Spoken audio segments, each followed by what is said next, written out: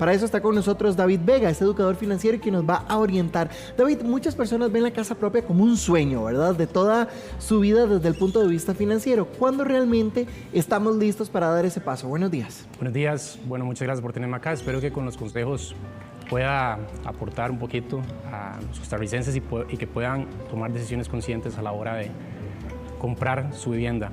Yo diría que una persona está lista para comprar vivienda cuando esa compra no afecta su estabilidad financiera o su seguridad financiera.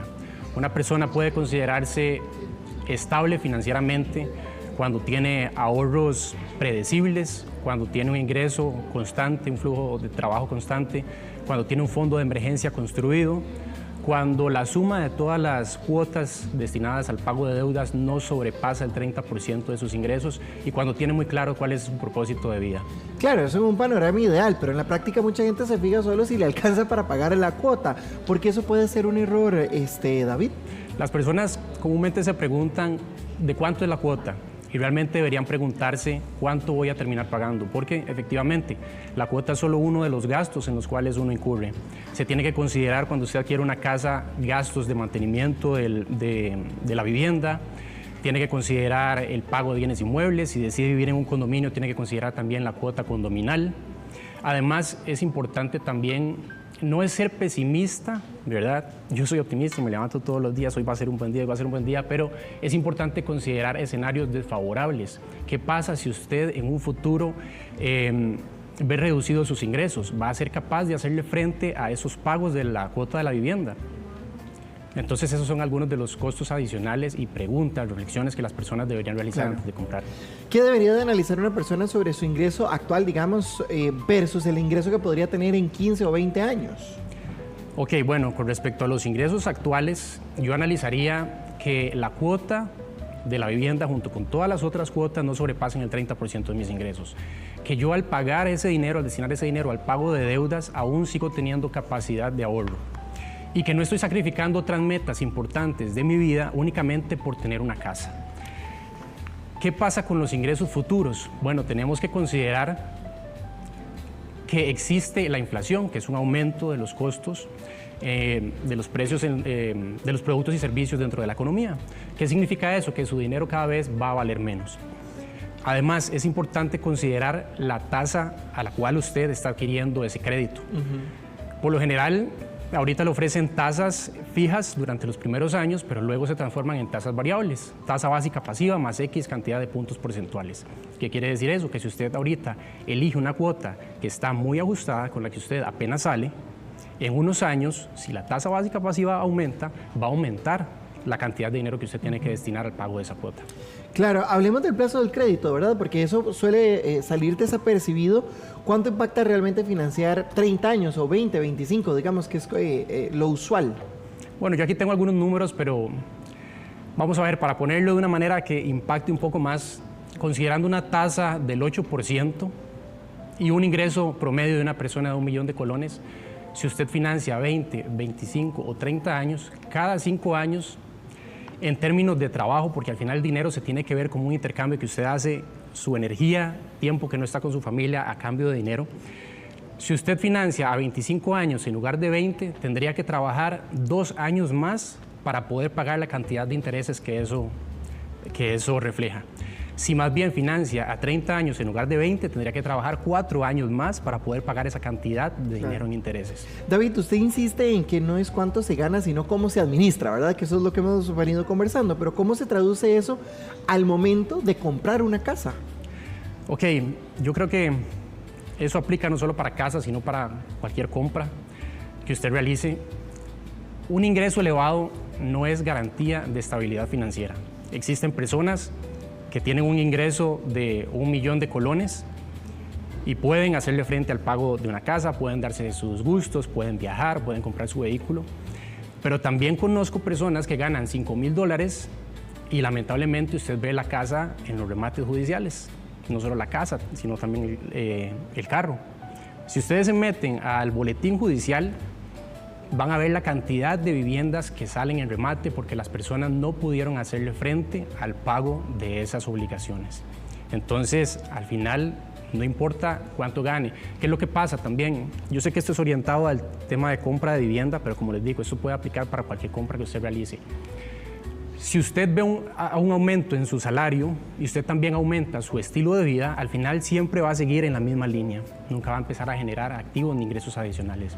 Claro, entonces antes de pensar en un crédito hipotecario, ¿qué tan importante es tener ordenadas nuestras finanzas? Es tener ese famoso fondo que usted mencionaba de emergencia. Sumamente importante para todas las compras en la vida, insisto, no solo para vivienda. Es como cuando usted llega a su casa, se tira las llaves en el primer lugar en el que puede y luego tiene que salir rápido, no las encuentra, va a gastar tiempo buscando las llaves. Lo mismo pasa con el dinero.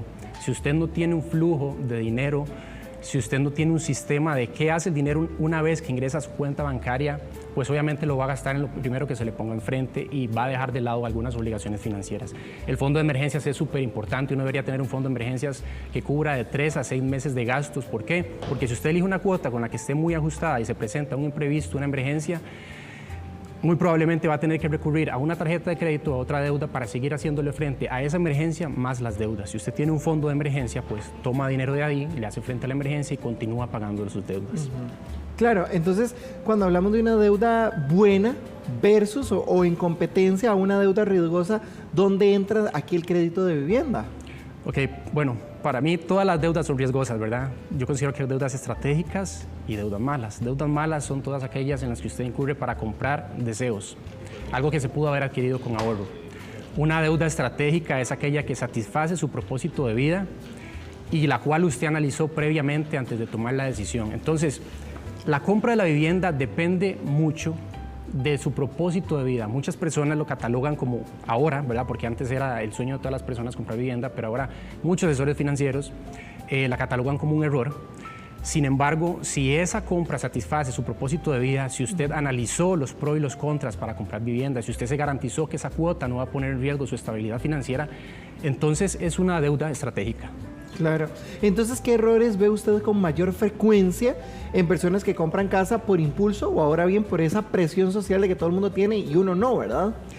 Bueno, precisamente al ser una compra por impulso, es una compra emocional, una compra que uno no tomó el momento para analizarlo y desde ahí todo empieza mal y empezamos a incurrir en todo lo que hemos venido hablando, ¿verdad? Sacrificamos estabilidad financiera, tranquilidad, con tal de tener la casa de los sueños. Ok, entonces pongamos las cosas bien en la mesa, porque por ejemplo, si alguien realmente quiere empezar hoy a planificar la compra de su casa en un futuro, ¿cómo debería o cuáles son los primeros pasos financieros que debería de tener para hacerlo, digamos, de manera correcta? Claro, ok. El tema de finanzas, mucha gente piensa que son solo números, pero realmente tiene un peso 80% psicología, 20% conocimiento y números. Entonces, primero es comprender qué es el dinero como un intercambio de energía. Segundo, uno tiene que comprender que tiene una realidad financiera distinta a la de otras personas. No podemos estarnos comparando con otras personas. Si tal persona compró una casa, bueno, yo también quiero una casa y puedo darme ese lujo. Entonces, lo primero es comprender eso. Luego, tenemos que saber la herramienta fundamental que es realizar un plan intencional de gastos, un presupuesto, construir un fondo de emergencias de 3 a 6 meses. Tenemos que comprender cómo funciona el crédito, cuáles son los métodos para salir de deudas más rápidamente. Y luego, por último, pero no menos importante, diría que es el más importante para que el valor de su dinero crezca a través del tiempo, es invertir. Ahora bien, vea lo que nos dice Mari, ahora es muy difícil comprar casa, los bancos piden muchísimo. Es correcto. Y es cierto, siempre vamos a ver, son muy pocas las personas que tienen acceso a comprar una casa de contado. Es casi un hecho que todos vamos a necesitar optar por un crédito. ¿Qué podemos hacer para que esa carga financiera que representa la compra de una vivienda no sea tan elevada? Empezar a ahorrar. Todo el mundo necesita un lugar donde vivir. Entonces, ¿por qué desde que empezamos a trabajar, a recibir un ingreso, no empezamos a realizar un ahorro que nos permita brindar una prima bastante elevada y que la cantidad de años a la cual financiamos la vivienda se vea reducida? ¿Cuánto debería de hacer entonces esa prima? Porque, por ejemplo, muchas veces cuando vienen estas expo famosas, ¿verdad? Dicen, lo fraccionamos cuando el proyecto se termine o cuando la construcción se termine. Entonces, realmente, ¿cuál sería un consejo sabio en miras a comprar una casa? No vimos los números ahora de cuánto equivalía a financiar a 20, 25 o 30 años, pero de 30 a 25 años hay 14 millones de diferencia en pagos de intereses. De 25 a 20 hay otros 14 millones, considerando una tasa del 8%. Entonces, por lo general, siempre las instituciones financieras le van a financiar a usted el 80% del valor de la vivienda. Usted tiene que entregar una prima del 20%. De ahí para arriba, cualquier aporte que usted pueda realizar es una ganancia. Y si no les dio tiempo para ahorrar, si se dieron cuenta muy tarde de que para la vivienda había que empezar a ahorrar desde antes, entonces traten de realizar amortizaciones adicionales al pago de la cuota. Perfecto.